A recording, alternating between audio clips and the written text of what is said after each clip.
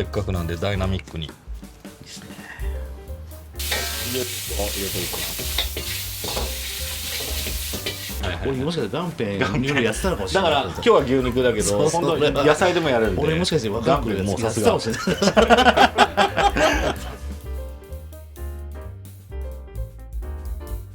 こんにちは、中国料理いつか、オーナーシェフの田村亮介です。前回の池尻さんに続き、今回は私が飛騨牛のロースを使用したメニューをご紹介いたします。池尻さん、よろしくお願いします。よろしくお願いします。お願いします。どうも池尻です。それでは作ってまいりましょう。よろしくお願いします。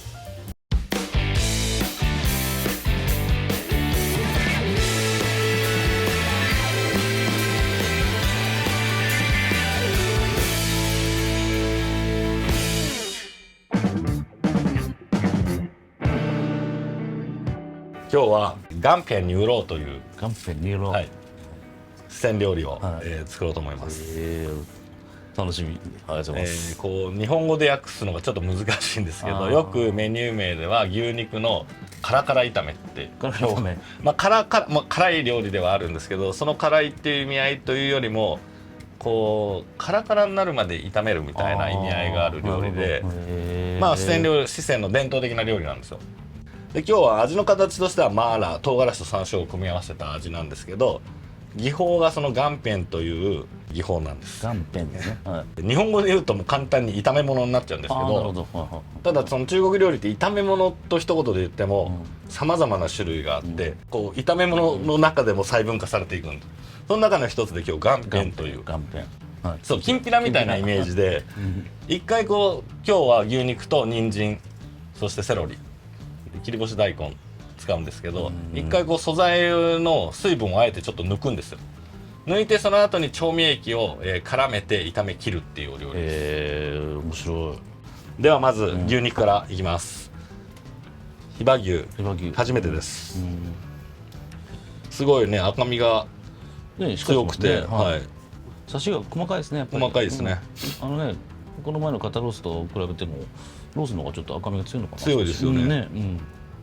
で細かいけど、ね、余分な大きい油も、ね、無駄なのもないし軽やかでしたね。でこれを今日は細切りにしていこうと思います。細切りといってもちょっと太めの細切りなんで、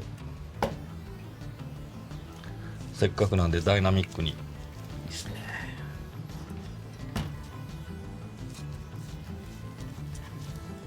すごい。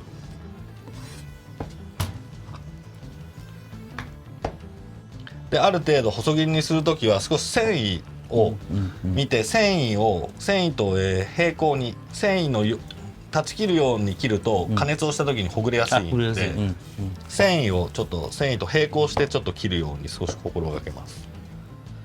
で本来こういうお料理ってももとかでやることが多いんですよ。なるほど。ももやっぱ油ないし、こう繊維が揃ってるので、ただこのロースでやってもとても美味しく仕上がって、多分フランス料理だとなかなかこうやってロースを火を入れ切るってあんまりもしかしたらしないかもしれないんですけど、結構今日はあえてお肉の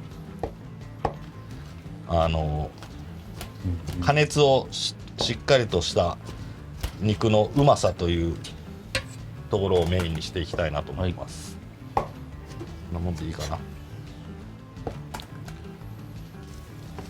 今度は野菜を切っていきます。で今日は切り干し大根を使うんですよ。で四川料理って結構干し野菜をよく使うんですよ。ほんと四川って肥沃な大地で野菜がすごい農産物が豊富な土地なんですね。でいろんなね保存したりするのにもきゅうり干してみたり人参干してみたり、市場に行くと干し野菜がすっごいいっぱい売ってるんですよ。だからうちも皮とか干してそれを出汁にして使ったりもよくしますし、で今日は切り干し大根日本のですけど、無農薬の美味しいのがあるんで、これを今日戻すんですけど、あえてちょっと固めに戻します。なるほど、はい、ちょっとお水に3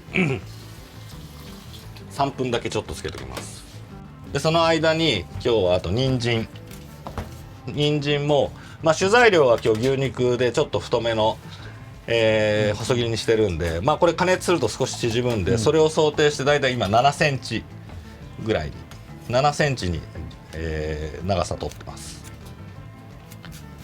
で中国料理のやっぱ特徴でこう素材を細切りにして炒めるって、結構特徴的だなとあり思ってて、ますよね。はい、すごく、イメージチンジャオロースはなんて有名ですけど、はいそれも今日はちょっとあえて牛がメインなんで牛をちょっとあえて目立つように太めにしてますけど、加熱をしてお皿に盛った時にやっぱ細切りも全部が揃うというのが基本的に目標なんですよね。なるほど、なるほど。なのでやっぱここの非加熱の状態で揃っててもやっぱり素材によってね変わってくるんですね縮みとか全部違うんで、それを想定した上で、いつも切ります。でまあ7センチっていうのもある程度根拠があって、人間のこの口から喉元までだいたい10から12センチぐらいって言われて、細いのをこう食べるとつっかえるじゃないですか、なんでだいたいやっぱ7ぐらいがベストなんですよね、程よく。優しいわ。でまあ肉はね加熱縮むんで、それを想定して切ってます。で人参も、でも今日はちょっとあえて広島県の方がいらっしゃるんで、牛を目立つようにちょっと大きくしてます、はい、今たまたま言ったら本当にいらっしゃいまし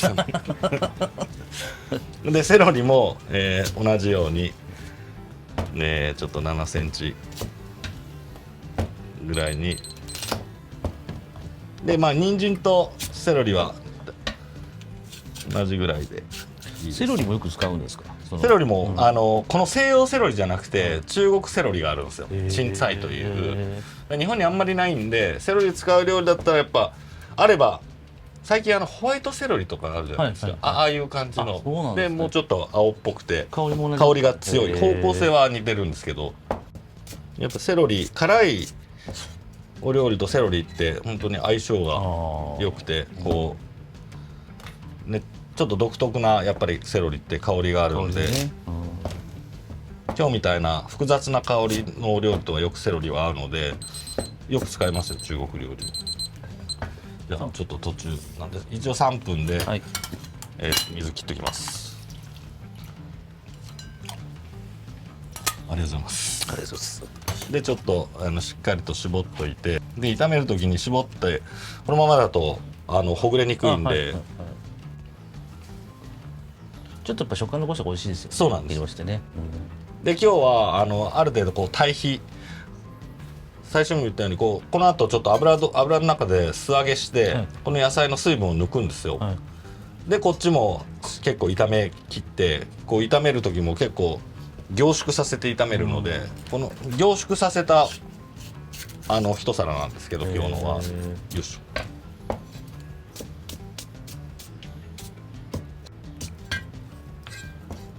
食材はとてもシンプルですよね。シンプルです。はい。あと使うのは鷹の爪。鷹の爪はいろいろ種類はあるんですけど、これは本当シンプルに日本鷹の爪です。あと四川の山椒、バージャン。これを使っています。しびれます。しびれます。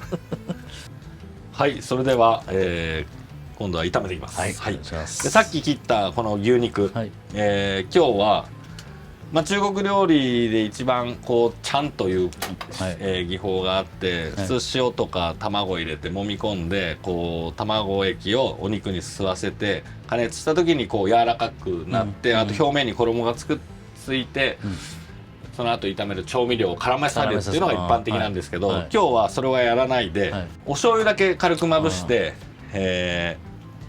香ばしさだけを出します。なるほど。さっきも言ったように全体的にこう凝縮させたお料理なので、炒め切って凝縮させて本当一体化させるお料理なので、ここは今日下味というよりもこの後加熱する時のもう香ばしさ、香りのが目的です。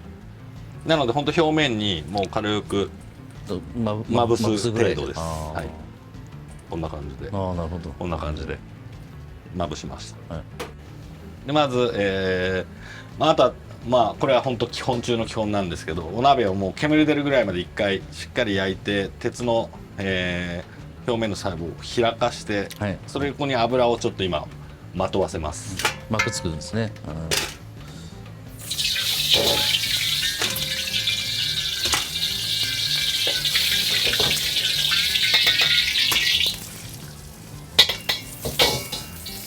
から始まるんで、はい仕事が。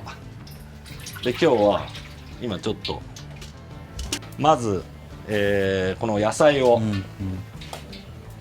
素揚げしていきます。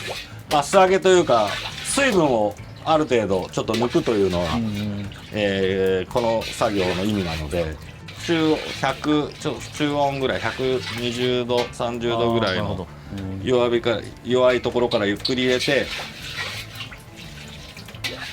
抜いていきます。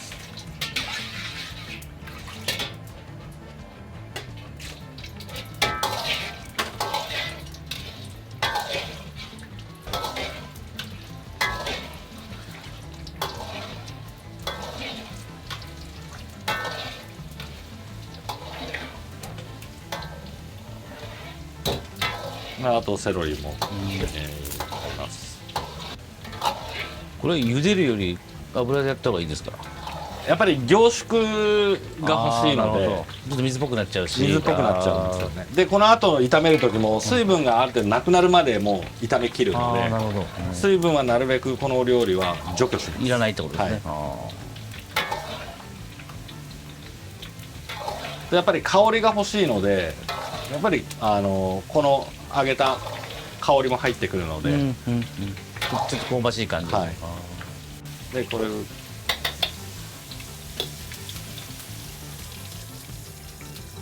少し表面にこうシワができるなるほど、ぐらいまでですね。よいしょ。水分飛んだ感ありますね。そうですね、こんな感じです。そしたらいよいよ炒めていきます。はい、でまず少し油を多めに、まず唐辛子で、今日はあえて切った方がもちろん辛みは出るんですけど、辛みがある料理なんです。この後豆板醤も入れるんで、ちょっと今日はあえて切らずに香ばしさ風味が欲しいのでこのままいます。でほんのりと色が変わってきたところで牛肉を入れていきます。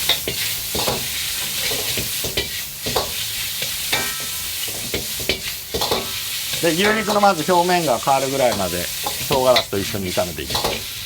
で山椒は結構しっかり炒めるとえぐみが出やすいので、途中で仕上げの方に出ていきます。で香りと、表面色が変わってきたらここでちょっとラー油を、いいですね、そして調味料を入れていきます。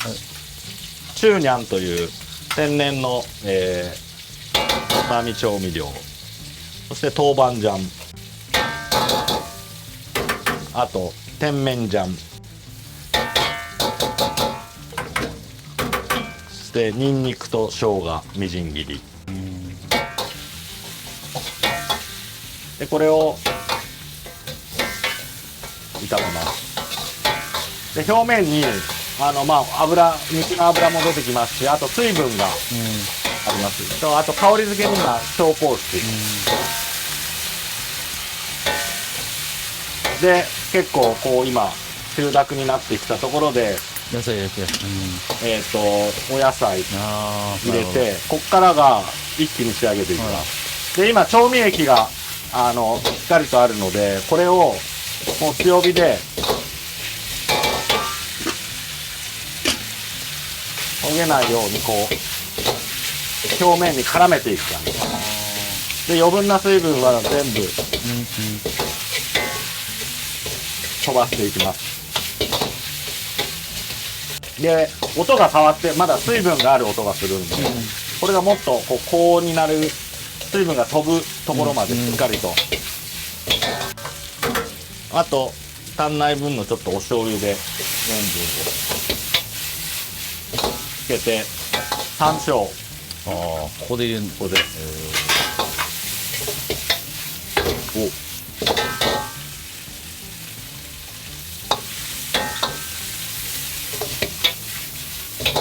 もうさっきの水分の音がだいぶ減ってきたと思う。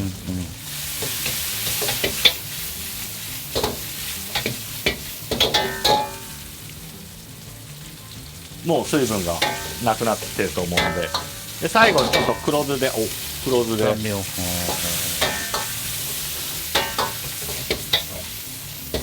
これで仕上がりです。あと盛り付けます。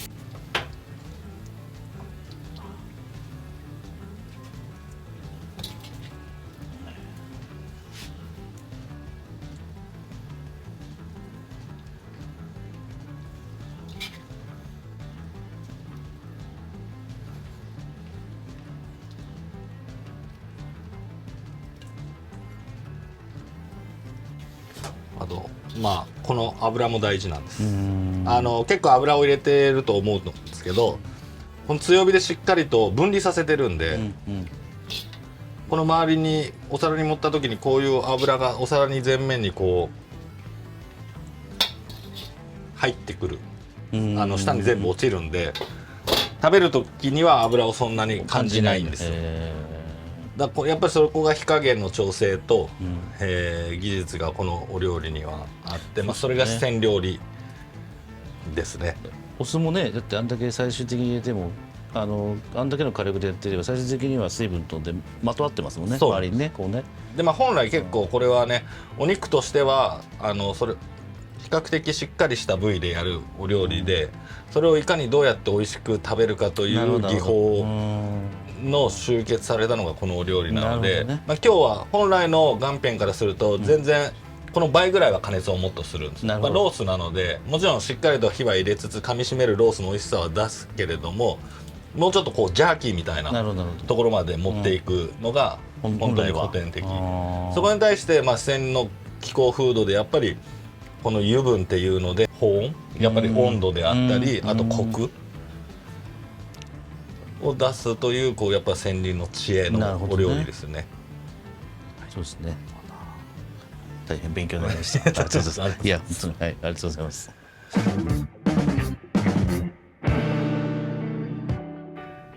じゃあ池津さんどうぞ。ありがとうございます。いただきます。いやもうだって香りがもうだってもう香りがめちゃくちゃいいんですよ。ちょっとすいません。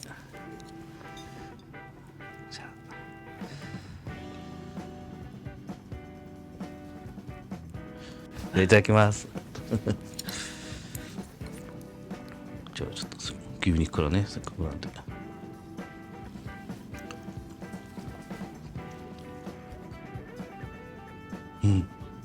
ちょっとね想像の上行ってました。なんか想像上。いや凝縮っておっしゃってたんで、どういうことなのかなと思ったんで、こう食べるとすごくわかります。お肉のその余分な水分がやっぱ飛んでるんで旨味が凝縮してるし、あとは表面にやっぱりこの調味料の水分も飛んでるんで、もう膜を張っていて、なんでしょう、ちゃんと油の甘みとか感じるんですね。これ本当このお肉だから肉の旨味感じると思うんですよ。お肉によっても全然多分この料理の仕立てが変わってきて、今日はあえて、ロースでこのお肉なんで加熱時間正直本来やるよりは若干短めにしてるんで、やっぱり肉の美味しさはやっぱり残さなきゃいけないんで、ももとかでやる場合だったらもっとしっかりと炒め切りながら、もう本当に噛みしめてジャーキーみたいなイメージまでしたりしますね。いや僕初めて食べました、こういう岩片乳酪。なかなか本当にあんまり最近見かけないお料理になってきてるんで、やっぱクラシックなもんですかね。クラシックですね。いやこれうまいわ。ご飯にもいいし、つまみ当てにもいいし、お酒も進む。米もいいですね。確かに。中国料理って円卓とかこういうね大きいテーブルにいろんなお料理がわーってきて、その中にこうやって特徴的なとんがった料理、甘いお料理、繊細なお料理、酸味のある料理っていうのをいろいろ自分たちで選んで食べて校内調理するんですよ。なるほどね。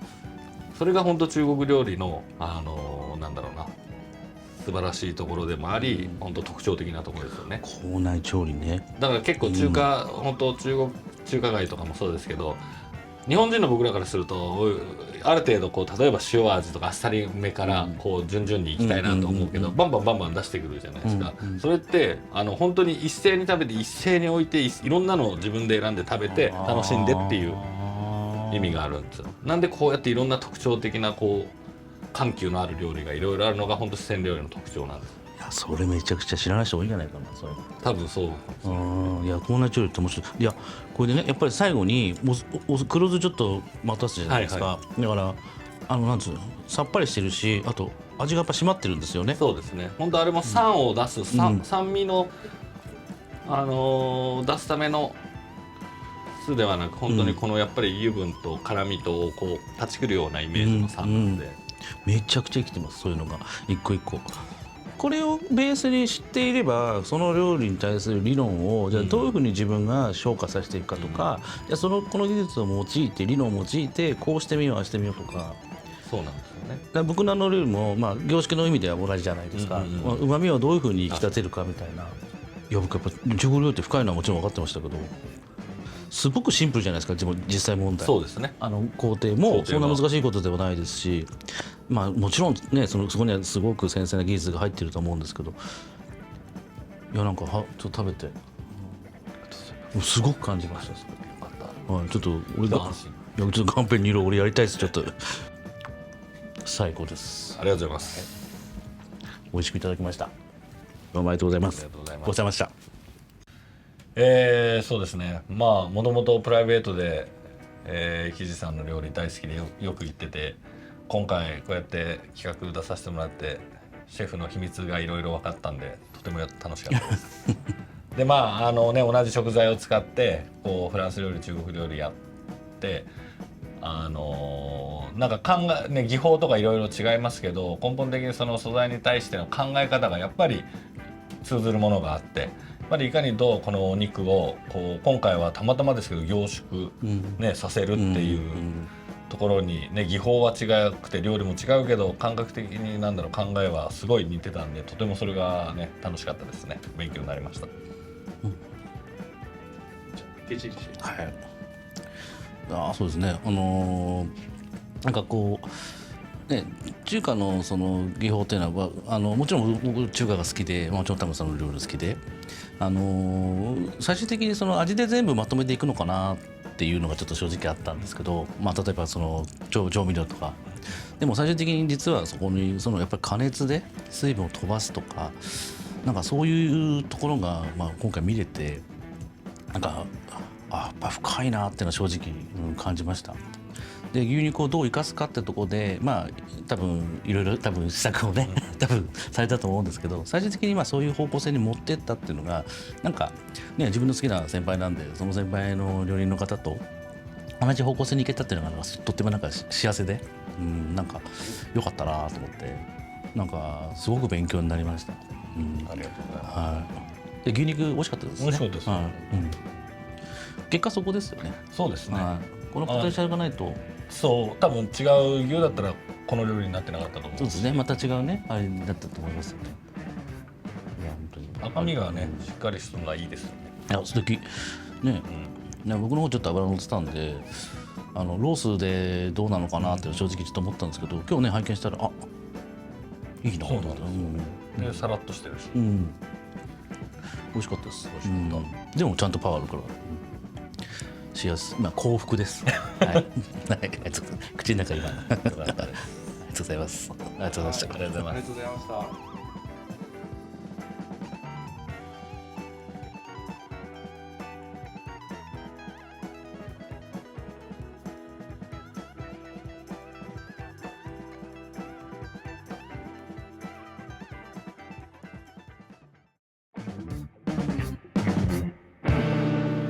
はい、ありがとうございます。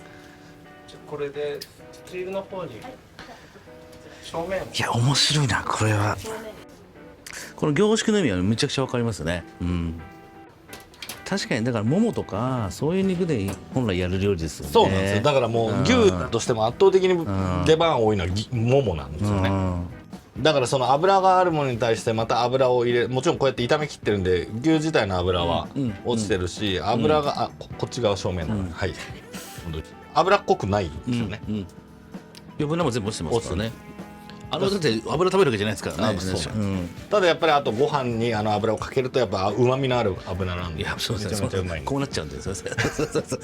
やっぱ本当こういうのは本当にあてとかご飯のおかずとかはもう間違いない料理。なんで中国料理って油をとてもいっぱい使うんですけど、乳化させることももちろんあるんだけど、でも圧倒的に分離さす方が多いんですよ。なんかイメージだと片栗粉で全部こうつないで、旨味を全部つないでみたいなイメージがあったんつないでその後に、に油を入れることによってそのつなぎが崩れるんですよ。でんぷんって油入れると崩れるんで、あんかけ焼きそばとか食べてる時に食べ終わりになるとシャバシャバになってきてよくないですか。あれって片栗粉ね。そうなんです。あれやっぱ油分、片栗で凝固してるけど、やっぱり油分とあと人間の唾液の成分でほどけてきちゃうんで、結構シャーってなりますよね。そうなんですよ。あれ難しい料理なんですよ、あんかけって。いやなんか、ちょっといろいろとこうね今の考えさせる料理だなと思って。でも若い頃俺すごくこの曲入った頃にまかないで肉野菜炒めとか作って結局水分なくなってああいう状態にはなってたんだっけど、俺もしかしてガンペンいろいろやってたのかもしれない。だから今日は牛肉だけど本当に野菜でもやるんで、俺もしかして若い頃やってたかもしれない。さすが。だから失敗から僕の場合はそうで野菜でガンペンよくインゲンなんて本当にうまいですよ。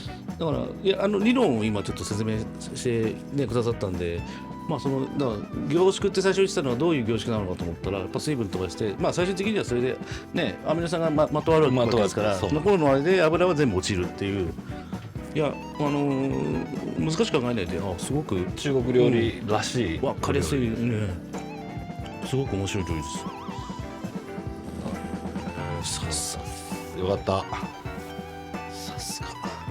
ちょっと唐辛子の量を見てちょっとドキドキしましたけどでも見た目ほどまあ軽くないですよね。切ってないんで、本当は切るんですけど、ここは池尻さんに忖度したんで。すみません、すみません、忖度ありがとうございます。